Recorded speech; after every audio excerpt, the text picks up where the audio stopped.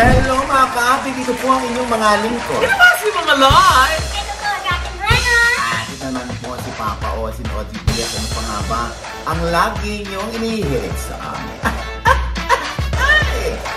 Chika mo na! Dali! Parang bang ilaw natin ngayon? Pinalitan ba yan, Nay? Bakit? Medyo malamlam tayo ngayon. Alam mo kahit wala yung ilaw, ND skin video. Yes! Naman yan. Ano ka ba? Diba? Tapos yung makeup ko, The Martini sa busa. Yes! Martini sa busa. Yung nag-makeup kay Ay, kumilang sa fast, no? Yes! Na napakaganda. Akala ko pati ang hair mo, di ba? Ay, Diyos ko. Martini sa busa. Yes! Haircut by Rodel Bautista. Yes! Diba? Yung aking ding hair by Miss Bambi Fuentes. Di ba? Walang masabi si Mrena. Oh. Diba? Uy, meron kuya! Sino gumawa ng hair mo? Si Aling Marie! Meron din ako. Kakalo. Ano ginawa ni Aling Maring sa hair mo? Diyos ko. Pinagtripan. Anyway, naku, Diyos ko. Hindi naman natin alam kung pinagtripan naman itong, ano ba naman yung, totoo ba ito? Yung nakita nating larawan ng malaking cheque. Tapos merong isang tumanggap ng cheque bilang siya yung nanalo, bilang incentive niya sa palarong pambansa. Ayan, nakakaloka. Sa halagang 3,000. Ay, 3,000? 3,000, ichineke pang malaki. Ha?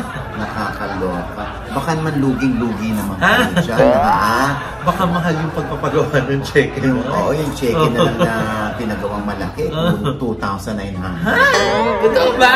Oo, Diyos ko. Baka ibinawas pa doon, kaya naging 3,000 na. Okay. Uy, ano ba naman yan? Pag syempre, Diyos ko, tayo ay pinagbabanduhan ng ating bandila sa ibang bansa.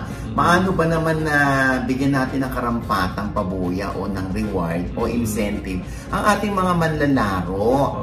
Kung pagkaganyan, baka naman makaisip na silang hindi na maglaro pa kung ganyan lang din ang incentive. Baka ang pag-aralan na lang nila ay kung paano makakatiis sa ilalim ng imbornan. Bakit? 80,000. Ay, oo nga. Paano? Oo nga. Kaya, Diyos ko ha, wag namang ganyan, nakakaloka. Mga magkano ba magandang incentive na? Dapat mga 100,000. Ganyan. Wow! Hindi maikalulugi yan ng pamahalaan. Ano? Diba? Alam mo naman dito sa ating bansa, Diyos ko, parang normal na lang ang corruption. Ay. Oo, di ba? Di ko naman sinasabing nabawasan sa corruption kaya ang ending ay 3,000 na lang. Hindi. Dapat, kung ang mga politiko ay kumukurot, dapat paglaban naman nila yung mga manlalaro ng bansa.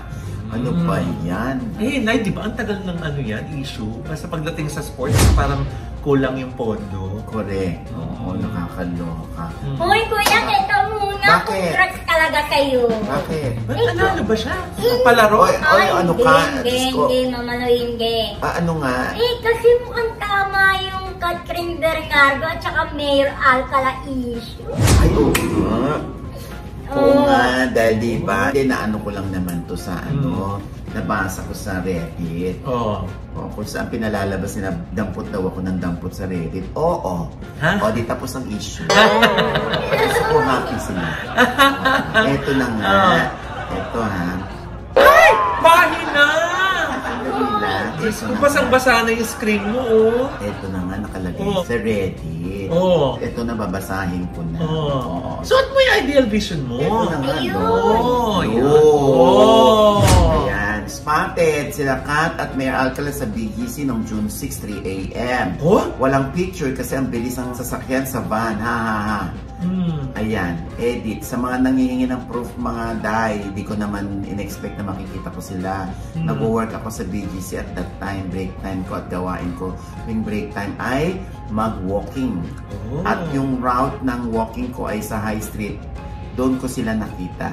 Nakilala ko na lang sila nung malapit na ako sa kanila. Nagpapa-picture pa nga si Mark sa mga scooter ng mover doon Oo. So kaya mga picture yun na nga, yung mga comment dyan sa baba, ay hinahanap nila. Pag walang resibo, hindi totoo. Pag walang resibo, malabong paniwalaan.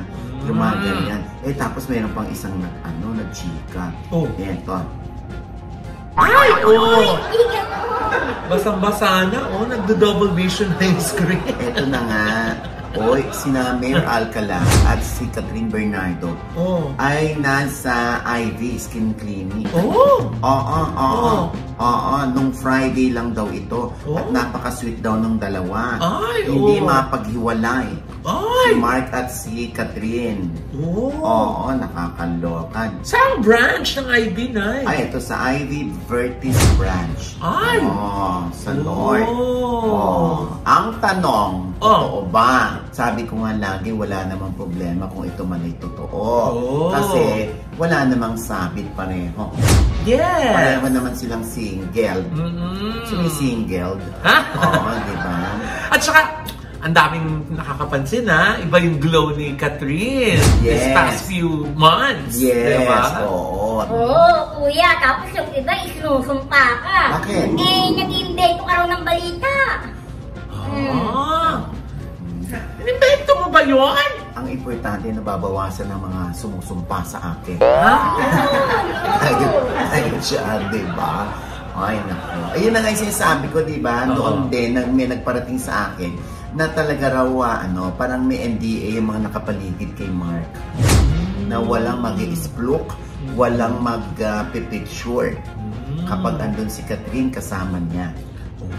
Pero ang galing pa rin, Naya. Wala pa rin picture. Nakikita na sila sa public places pala. May sightings na. Well, hindi naman natin masisisi yung iba kung naghahanap ng pictures at saka lang sila maniniwala kapag may lumabas na retrato. Malay nyo isang araw, di ba, magpakita na yung dalawa, umamin na din. Di ba? So kuya, wala nang pag-asa ang Katniel. Pati rin ng Katniel? Ayaw naman natin bigyan ng false hopes ang mga Katniel fans at Katniel fans, no? Basta siguro, no, nag-grow sila, nagmamature, di ba? Kung malay naman natin, baka na-outgrow na ni Catherine, si Alden at si Daniel Padilla. Kaya move on na ang drama. Paano yun, Nay? Si Daniel, hindi rin mamatay-matay yung issue sa kanila ni Kyla Estrada. Naku, di naman daw totoo yun. Si Janice na rin na nagsabi sa akin.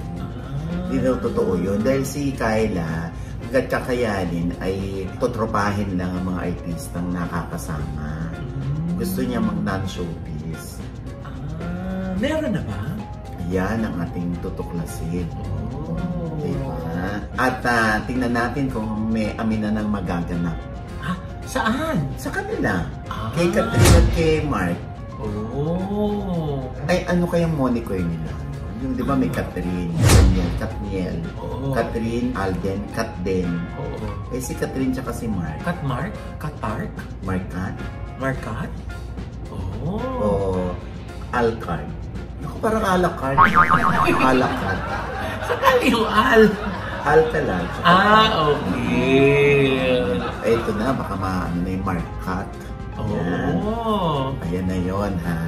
Katmar.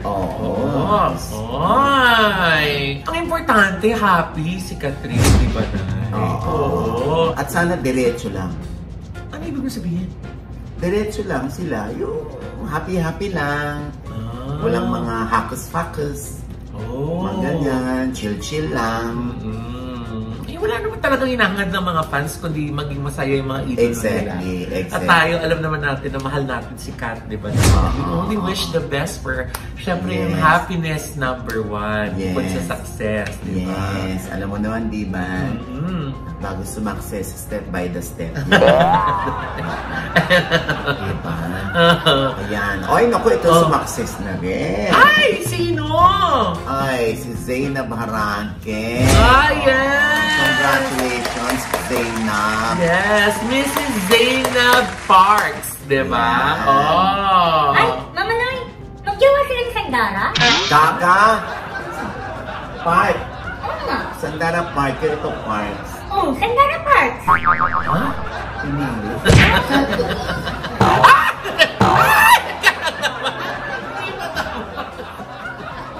Alam mo, you're so evil. Uy, kuya, ikaw din very good. Ay, naku. Kuya, magpaka-humble ka naman kaya. Lusot. Oo nga, grabe, wala kang panty. Hindi. Pero, grabe lang Amoy yung... burnik eh. Grabe lang kasi yung sumundot eh. Oh, ang taba. Ay, nako. Basta, ano nang ang kwento kay Zayna? Ay, eto na nga, kinasal na si Zayna Baraki at saka si Ray Parks, di ba? Oo, dun sa kanilang fairy tale-like wedding na ginanap sa Tagaytay. Kinasal sila na yun June 1. Ginanap yan ay sa Aquila Sky, dun sa Tagaytay. Isa sa pinakamalaking venue ngayon sa Tagaytay. Mahal dyan, ano? Ay, oo na. Engranding itong kasal. Engranding. Siyempre, pati yung mga kanilang mga suppliers, di ba? O, andyan ng nice print photography na Miss Charisse Tino. At ang kanilang cake by Chef Aileen Torres Conde ng Honey Glaze. Tapos, diba, syempre, ang kanyang outfit, ang kanyang gown, by the one, the only, Mr. Michael Cinco. And nice, speaking of the wedding cake, naku, nakakaloka, may kumalat na chika na yung wedding cake daw nila ay nagkakahalaga ng 2 million pesos. Nako, dahil dyan, pinabulaanan niya ni Chef Aileen Torres Conde, ang may-ari ng Honey Glaze Cakes, at ang sabi niya, contrary to circulating rumors regarding the wedding cake of Zainab and Ray Park's wedding, the cake was not an extravagant 2 million creation. While we appreciate the enthusiasm and attention surrounding our cake, we must clarify that such claims are false and inaccurate. Honey Glaze Cake would like to reaffirm our commitment to delivering exceptional wedding cakes that fulfill our clients' dreams within a reasonable budget. We take pride in our craftsmanship and attention to detail, ensuring that each creation is both stunning and delicious. We urge the public to be cautious of misleading information regarding our services and pricing. Yun nga, Nay, ilang beses nating nakatrabaho si Chef Aileen Torres Conde at yung mga honey glaze cakes na mga ganyang kalalaki, so far sa aming experience, hindi naman talaga umaabot ng 2 million. Kaya naman baka matakot yung mga brides and grooms natin dyan at isipin na ganun ang price range ng mga cakes ni Chef Aileen. Although, naku, gusto mo yun, may although, hindi natin alam, di ba? Depende naman kasi yan sa design at saka dun sa mga ingredients at saka mga requirements at saka yung laki, di ba, ng wedding cake. Baka naman din may mga wedding cakes na umaabot ng ganung halaga. Pero yun nga, sabi ni Chef Aileen, itong cake nila Zainab ay hindi po nagkakahalaga ng 2 million pesos. Yan na, malino na yan na. So, nakukumpit mo naman ay kung magkano. O, magkano ba sa Aquila? Ay, ano kasi na, pag na-rent mo yung buong venue, according kay Sir Tay, and then siya yung owner ng Aquila, parang meron silang starting package na parang almost 1.9M. Kasama na yung venue, yung styling, saka yung food for 100 guests. No, 1.9? Yes. Oh my goodness. Diba? Tapos? At sila Zainab nga na yung unang wedding dyan sa venue na yan. So nagkaroon ng garden wedding doon sa kanilang garden area. Tapos yung reception, hindi pa natapos sa reception. Meron pa ulit tinayo na isa pang tent kasi nga hindi pa gawa yung kabilang side. Merong tent para sa kanilang after party. So siya, di ba? Kaso manay, nakakaloka. Bakit? Kahit na napaka-bongga, napaka-ingrande nung kasal, nababash si Zainab. For the content daw. Ha? Hayaan yun na. Diyos ko, sino magko-content nun? Ibang tao? Diba? Kasi nga hindi nila pinayagan yung mga bisita na pati mga suppliers na i-post yung wedding. Kailangan sila yung unang magpo-post. So, yun na nga. Yan na yung regalo nila yan sa newlywed. Yes. So, makikita dun sa mga videos na during the wedding, walang mga may hawak ng cellphone. Diba? May mga ganyan naman nakasal. Meron kaming wedding din noong December 9. Yan yung wish nila na sana sila yung unang maglabas ng mga pictures. So, may NDA na pinipirmahan. May mga ganyan. Oo. Okay lang yun. Diyos ko naman. Sasabihin yung for the content, sino ba yung kinasal. Di ba vlogger? Yes. Di ba influencer? Ano bang gagawin niya? Di ba? Alam nga namang iba pa ang maglabas nun at kung ano-ano na lang ilabas. Mas magandang sa kanya namang galing. Yes. So, tsaka 1.9 yun, ano? Yes. Isang vlog pa lang, pasok na sa mga ngayon. Uy, Naya, asok shoot natin ngayon, 19 hours ago. Almost 6 million views na. Wow. Oh, di ba? Congratulations. Taray. Oo. Basta Anyway, yes, at sumakses naman siya sa gusto niya. Kasi imagine mo nga naman na kung gusto mong i-post yung details ng kasal mo, tapos prior to yung posting mo, nagkalat na sa internet lahat. So, nawala na nga yung excitement. Correct. Diba? Tsaka, alam mo, hindi rin makapaniwala si Zainab na magpapakasal siya kasi hindi nga siya naniniwala sa kasal. Yes. In the first place. Oh. Kasi nga, di ba, parang gusto lang niyang mag-run away doon sa nakaraang relasyon. Yes. Sabi nga niya, nung dumating daw si Ray, hindi siya naghanap ng love. Tumatakas nga daw siya sa love, di ba? Pero yun nga, love works in mysterious ways, di ba? Samantala na, marami nga po mga netizens ang nakapansin na bakit daw wala ang ina ni Zainab Harake sa kanyang kasal.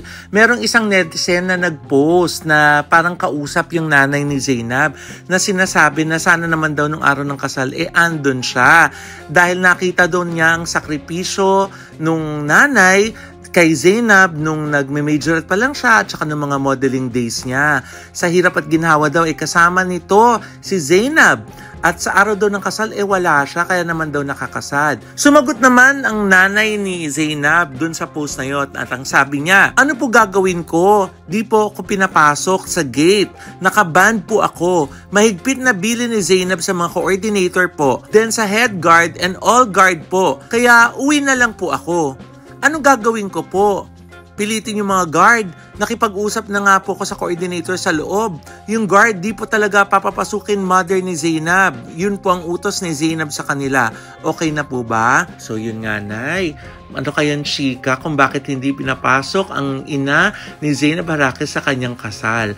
Ako siguro sa mga darating na araw, malalaman natin yan. Kaya congratulations and best wishes sa inyo, Zainab Parks and Ray Parks. Yes, congratulations. Ang dami nagsasabi na ito na yung wedding of the year. Oo nga. Meron na kayang susunod na ikakasal? Yan ang ating aapangan. Ay, parang may alam ka. Ha? Wala pa akong detalye. Ay, ayun na nga. Basta titimblihan daw ako. Naku, ayan na naman. Bakit? Tapos biglang makikita mo, nasa ibang vlog na. Alam mo yun? You're so evil! Uy, hindi siya very good dun, ha? Ay, nako. Ay, ito na nga, ito ang hawak ng phone ko dahil meron yung issue noon. Oh, ano yung issue sa then, phone mo? Si Paul Salas, dawit sa Hiwalayang Heaven, Peraleo, Marco Gallio. Oh, anong kinalaman ni Paul Salas? Hindi, ko naalala ko lang sa interview ni Boy Abuna kay Heaven, sabi nung isang nag-post sa Reddit, no? Si Gloomy Eye. Tinanong daw ni Kuya Boy kung sinong pinakamagandang kapuso actress. And she answered, si Heaven, sinagot niya, si Mikey Quintos. And gusto niya rin daw makasama sa loob ng bahay ni Kuya, si Mikey. Tapos biglang na-issue na yung ex ni Mikey. Ang reason ng breakup nila ni Marco. Paano na-connect? Di ko alam Ayan iba-iba na may mga tinatanong ko nga si Paul Salas, hindi ako sinagot. Si Heaven, tinanong ko rin kung sila pa ni Marco, hindi rin naman sumagot. Si Mami, tinanong mo? Hindi rin sumagot. Baka naman muna sila. Behave muna sila. Quiet lang sila.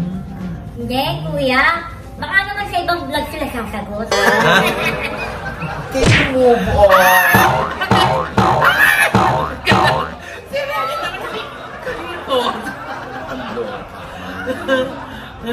Basta ngangala pa tayo ng information tungkol dyan. Importante, di ba, yung hindi pa kayo kasal, nangyayari na ito. Mahirap yung pagkasal na kayo, saka kayo maghihiwalay. Diyos ko, mas magastos ang annulment kesa sa wedding. Madalas kesa minsan yung mga ganyang mga issues, yan din yung nagpapatunay kung pang-marriage ba kayo, di ba? Di ba? Ang dami rin mga nagkabalikan na naghiwalay, di ba? O gaya ni Max Salvador after 10 years, di ba? Nagkita ulit, nagkabalikan sila ni Rambo Nunes. But they're happily married now. Ayan. Kaya rin kayo maganda kasi umattend kami ng celebrity premiere ng Only We Know. Oh, yes! Mancharo and Ding-Dong. Yes! At ang chika dyan, eto. Ay, ang taray naman ng celebrity premiere ng Only We Know movie ni na Ding-Dong Dantes at Ma'am Charo Santos Concho na ginanap sa Mega Mall Cinema 3 last June 10, ha? Mga bigating celebs ang umattend. Nakita namin sina Dennis Trillo, Ruru Madrid, and Bianca Umali, Kailin Alcantara, Enrique Hill na ang laki na ng ipinayat. Sina Isa Calzado, Catriona Gray, Isabel Oli, Marian Rivera, Jane Oinesa, Jameson Blake, Loisa Andalio, and Ronnie Alonte, R.C. Munoz, ang mga kasama sa pelikula na sina Charmaine Buencamino, Joel Saracho, Rafa Sigonreina, Max Collins, at dumating din si Catherine Bernardo nga ba? Pero hindi namin kasi nasilayan ng ganda, sayang. Ang nakita namin ng bonggang-bongga ay sina Coco Martin and Julia Montes. Obviously, dahil nagsanib puwersa ang ABS-CBN and GMA 7 Stars at andun din ang mga talents ng Cornerstone, kaya naman full pack ang attendance ng celebrities. Dahil nga ang Cornerstone ay isa rin sa mga producers. Nakita rin nga namin sina Jason D at TJ Monterde. At marami pang iba na hindi na namin namalayan pero grabing daming celebrities, ha. Nakuha ng Dongcha o Ding-Dong Charo Love Team ang kilig ng mga audience na naroroon na sa bawat eksena, lalo na at nagkakatinginan ng dalawa, ay napapatili sila. Kaya hindi na namin tuloy marinig ang next dialogue ng dalawa sa sobrang lakas ng hiyawan. Congrats, ha, Dongcha! At kay Direk Irene Villamor. Showing na ngayon ang Only We Know sa napakaraming sinihan nationwide.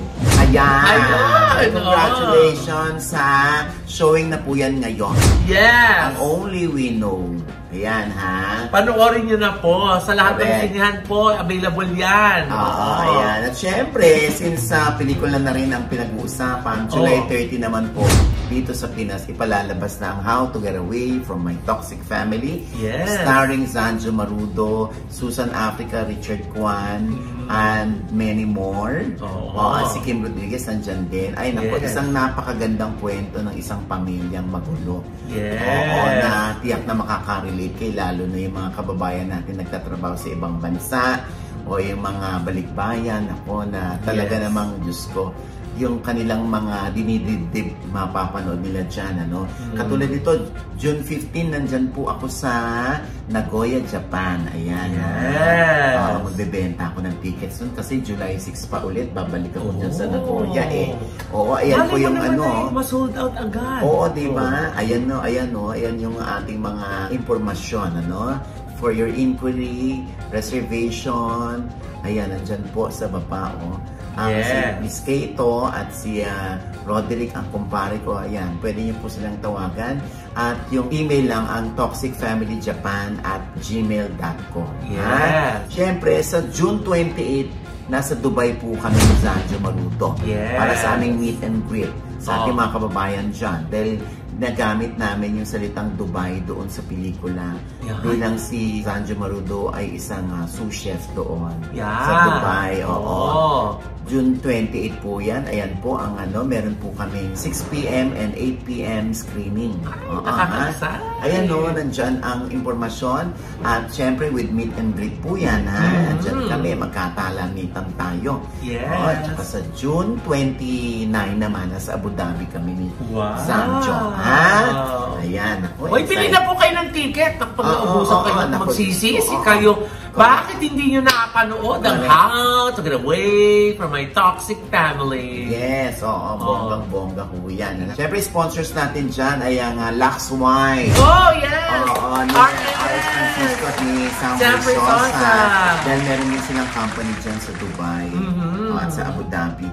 Ayan, siyempre, ang distributed and promoted in Middle East by Thousand Square Toys for Entertainment, LLC, a member of SRK Education Group International, AEP Productions, and E-Talent International. Ang dami naman! Yan ay syempre produced by OGD Productions and creative din. At ang story by Ogie Diaz. Diba? Diba? Ayan na. Makakabuo ka na naman ng isang pelikula. Mag-aeroplano naman tayo eh. Doon siya nagsusulat eh. Habang flight eh. Diba? And with that, mga kaibigan, ito po ang inyong mga lingkod. Dito po si Mama Loy, mga nanonood pa sa amin ng di pa namin subscriber. Please subscribe now na. Click lang yung subscribe button na nandyan sa baba. At kung naibigan po yung aming episode ngayon, meron kayong komento sa lahat ng chika, comment below, click like button, huwag kalimutang i-click ang notification bell. Dahil pag-click niyan, wala na po sa susunod si Mrena. Yes! Sorry. Dahil pag-click niyo yan, kayong una-una na-notify na meron kami latest update. At syempre pa, ang kanya-kanya naming channel. Yes, at manood at mag-subscribe po kayo sa channel ko. That's Mama Loy, M-A-M-A-L-O-I. At thank you, Dr. JC Solis of Gorgeous Smile Dental Clinic para sa aming gorgeous ng ngiti. Nail cocktails for our nail care. At kung kayo po ay planong magpa-renovate or magpa-interior ng inyong condo unit or bahay or opisina, i-visit nyo lang po ang La Vida Creatives ni Mama Loy. Yan po sa aming mga Instagram at Facebook page. Mag-inquire lang po kayo. Thank you! Yes, Brenna? Yes, hello mga ka-update. Papalo naman po ng aking FB page. Ate Mrena po, M-R-E-N-A. Kabisado ko na. At syempre pa, Happy birthday to you! Happy birthday to you! Martina! Happy birthday! Happy birthday! Happy birthday, Martina! Ayan, may birthday. Kaya hindi ko siya binabate. Salamat po sa Ogie Prad. Ha? Kasama pa talaga natin yan. Napakahusay po mag-makeup yan si ano. Yes! Very makeup by At Ogie Prad. ano? Rod. Happy birthday, Martina. Anong wish mo? Yes! And bright conduct. Ako golden and bright conduct. Ayan na. Ayan na. Yes! More practice! Lalo mong pagpapaganda sa amin. Kaki-Aika Melende. Yes! Siya ang nagpapamukhang bata kay Aiko. Yes! Siya ang makeup artist natin sa mga ganap natin. Kung gusto nyo magpa-makeup kay Martina, ayan po. Yes. Nandyan po sa ilalim ang kanyang IG. Okay? Yes! Hair and makeup po yan. Yes! Ay, huwag ka na mabigla. Ang aking pong panayam naman kay Lani Misalucha. Ay! Ayan, ang kanyang Asia's Nightingale. Ayan, eto po. Nasaan na ang pangako mo? Noong sinusuyo ako, anong tamis, anong lambing, binibigas ng labi mo. Ewan ko, na-viral one time, na yung iba kasi, itinatago nila yung pinagawa nila. Pero si Miss Lani, inamin ni Miss Lani. Totoo naman! Huwag na kayo magtanong, ako na magsasabi. Kasi kita mo naman ang difference, ano ba? Meron ka bang takot nun? Naku, ito na yata ending ng karir ko. Oo. May ganun? Oo. Naisip ko yun. Ayoko nang kumanta. Gusto ko nang mag-step back. Sigurado sila, gusto nilang kumuha ng singer na sintonado. Nung magkaroon ka ng bacterial meningitis, I tried to do my number. Kailangan kong ulit-ulitin siya because I was sintonado. Hindi ko magawa yung dati kong ginagawa. Yun yung moment na yung sabi ko, ayoko na kumanta. Nakakahiya. Ayan! At syempre pa, ang aming channel naman ni Ina Eva. Yes! Ang The Issue. Ayan, maraming salamat po. Mataas na po ang aming subscribers. Yay! Dahil sa inyo panoorin yung nakakalokang panayam namin kay Janice de Belen at kay Paolo Contis. Ayan ha! At syempre pa, ito pa rin po ang inyong lingkod, Papa Ogie Diaz, na laging nagsasabi at nagpapaalala sa inyo na sa tuwing gigising po tayo tuwing umaga, huwag na huwag po tayo makakalimot na magpasalamat sa Panginoon dahil tayo kanyang ginising. Ibig sabihin, may mission pa rin po tayo sa buhay. Sabay sabing, Every kissing is a blessing! At ano pa nga bang lagi nyo hinihilig sa amin?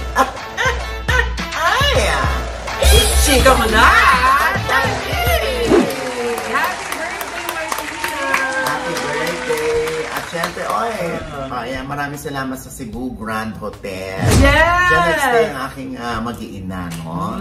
Oo, yan. Sa Escario Street, yan, sa Cebu. Maganda dyan. Yes. Try nyo. Oo, Promise. ha? At syempre, Brennan.